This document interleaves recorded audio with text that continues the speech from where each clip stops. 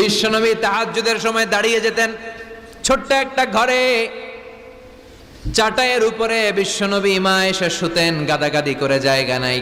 মাঝরাতে বিশ্বনবী তাহাজ্জুদের জন্য দাঁড়াতেন, আল্লাহু আকবার বলে দাঁড়িয়ে যেতেন, নামাজ শুরু করে দিতেন। বিশাল বড় সূরা পড়তেন, কেরাত পড়তেন, রুকু করতেন, কিন্তু সিজদার জায়গায় সিজদা দেওয়ার জায়গা নাই। সিজদার জায়গায় মা এসা পা বিছিয়ে শুয়ে আছে। বুখারীর বর্ণনা, বিশ্বনবী সিজদায় যে হাত দিয়ে মা এসার পায়ের মধ্যে চিমটি কাটতেন। মা এসা বুঝতে পারতেন বিশ্বনবী এখন সিজদায় যাবে, সুবহানাল্লাহ পড়েন। মা এসা বুঝতে পেরে পা দুইটা সরিয়ে নিতেন, বিশ্বনবী সিজদা দিতেন। সিজদা দিয়ে বিশ্বনবী যখন আবার দাঁড়িয়ে যেতেন, মা আয়েশা পা বিছিয়ে আবার শুয়ে পড়তেন। কি ইবাদত ছিল বিশ্বনবীর! হাত্তা তাতাওয়াররামু খাদামা। মা আয়েশা বলতেন বিশ্বনবী দাঁড়িয়ে থাকতে থাকতে এত সময় ধরে তাহাজ্জুদের সালাত পড়তেন, ওনার পা গুলো ফুলে এরকম টিউমারের মতো মোটা হয়ে যেত। সুবহানাল্লাহ পড়বেন না? দাঁড়িয়ে থাকতে থাকতে বিশ্বনবীর পা গুলো টিউমারের মতো মোটা হয়ে যেত। প্রথম রাকাতে বাকারা, আলে ইমরান পড়ে ফেলতেন। সুবহানাল্লাহ পড়েন। বিশ্বনবীর পা যেন ফেটে যাবে, এভাবে হাত বেঁধে দাঁড়িয়ে থাকতে থাকতে বিশ্বনবীর হাতগুলো বাঁকা হয়ে যেত, ব্যথা হয়ে যেত। বিশ্বনবী তখন হাত দুইটা ছেড়ে দিতেন। আবার যখন এনার্জি ফিরে পেতেন, যখন বিশ্বনবীর ভালো লাগতো, আবার হাত বাঁধতেন। পড়েন সুবহানাল্লাহ। তার মানে হাত ছেড়ে দিও নামাজ পড়া যায়, হাত ছেড়ে দিও। মালিকি মাযহাবের কিছু স্কলাররা ওনারা মত নিয়েছে, ওনাদের অনুসারীরা এরসাল করে। আমাদের দেশে কেউ বাদে এইভাবে, কেউ এইভাবে, কেউ এইভাবে। মালিকিরা বাদেই না, কেউ বাদবই না, কি করবি কর, আছে না নাই? আপনি যদি হজ করতে যান মক্কা মদিনায়, এই আমলগুলো দেখতে পারবেন। এটা সুন্নাত একটা আমল। হাত ছেড়ে দিলেও যেখানে সালাত হয়ে যায় ওই জায়গায় কই বাঁধবে, এই নিয়ে কিলাকিলি আছে না নাই? উপরে না নিচে, আমিন জোরে না আসতে, আছে না নাই? বিশ্বনবী লম্বা সময় দাঁড়িয়ে তাহাজ্জুদ পড়তেন। তাহাজ্জুদ পড়লে আপনার মর্যাদা বাড়ায় দিবে কে?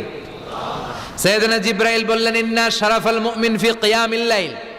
বিশ্বনবী বললেন জিবরাইল এসে আমাকে বলে গিয়েছে মুমিনের মর্যাদা তাহাজ্জুদের নামাজের ভেতর। সুবহানাল্লাহ পড়েন। তাহাজ্জুদের নামাজ পড়লে মর্যাদা বাড়ায় দেয় কে?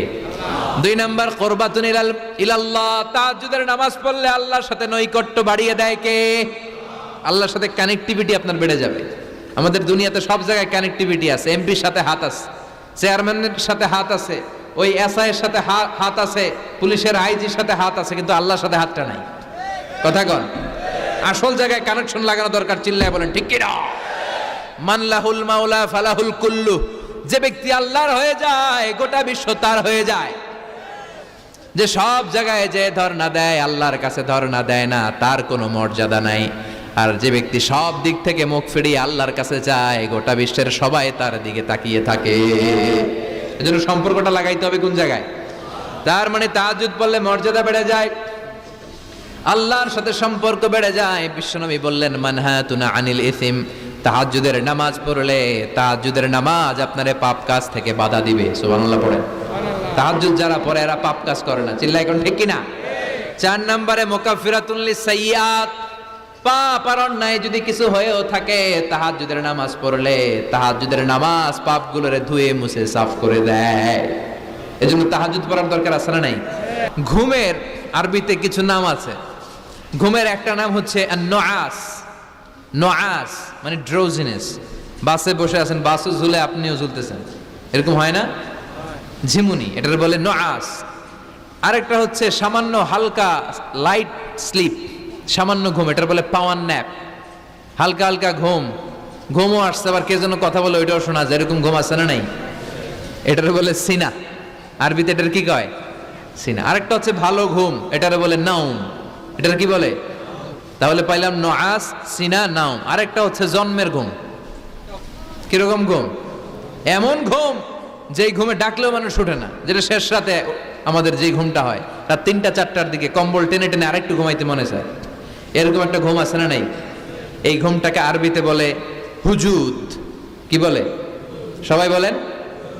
এই হুজুদের ঘুমকে স্যাক্রিফাইস করে ওই টাইমে যে সালাতটা পড়া হয়, ওই সালাতকে আরবিতে বলে সলাতুল হুজুদ বা সলাতুত তাহাজ্জুদ। সুবহানাল্লাহ পড়বেন না? এজন্য রাব্বুল আলামিন বলেন ওয়া মিনাল লাইলি ফাতাহাজ্জাদ বিহি নাফিলাতান লাকা আসা আন ইয়াবআসাকা রাব্বুকা মাকামাম মাহমুদা। ও ও নবী, রাত্রিবেলা দাঁড়িয়ে আপনি তাহাজ্জুদের নামাজ পড়েন, আশা করা যায় বিশাল সম্মানিত মহিমান্বিত জায়গায় আল্লাহ আপনারে বসায় দিবে গো নবী। ঠিক কি না? তাহাজ্জুদের সালাত পড়লে মর্যাদা বাড়ায় দেয় কে? মুমিনের বৈশিষ্ট্য, তারা রাত্রিবেলা তাহাজ্জুদের সালাত পড়ে। ইমানদারদের বৈশিষ্ট্য, তারা হলো ফুরসান আন-নাহার রুহবান আল-লাইল। রাত্রিবেলা তাহাজ্জুদের যায় নামাজে কান্নার ঝড় তোলে, দিনের বেলায় ঘোড়া হাঁকিয়ে জিহাদের ময়দানে জিহাদ করে। ঠিক কি না? দিনের বেলায় চলবে কি? জিহাদ। এজন্য বিশ্বনবীর প্রথম প্রশিক্ষণ নিতে বললেন আল্লাহ, কুমিল লাইলা ইল্লা কালিলা। ও নবী, বিশাল মিশন নিয়ে দুনিয়ার বুকে আপনি এসেছেন গো নবী। প্রথম প্রশিক্ষণ যেটা নিবেন, রাত্রিবেলায় দাঁড়িয়ে দাঁড়িয়ে তাহাজ্জুদের প্রশিক্ষণ। বিশ্বনবীর আদেশ করলেন কে? কিসের আদেশ? সবাই কোন? আরো জোরে। ওই মুহূর্তটা তাহাজ্জুদের সময়টা এমন সময়, ইয়ানজিলু রাব্বুনা ইলা সামাইদ দুনিয়া, রব্বুল আলামিন আরশের উপর থেকে দুনিয়ার আকাশে নেমে আসে।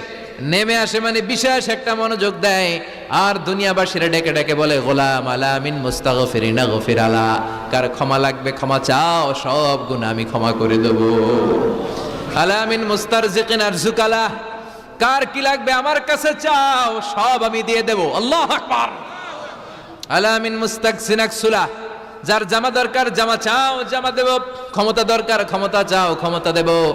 নেককার স্ত্রী দরকার, নেককার সন্তান দরকার, সন্তান চাও, সন্তান দেব। সব দেয়ার মালিক কে? কেউ যেটা পারে না পারে কে? কেউ যেটা দেয় না দেয় কে?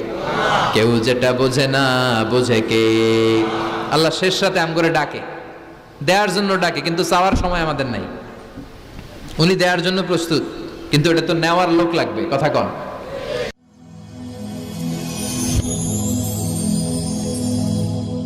Rose TV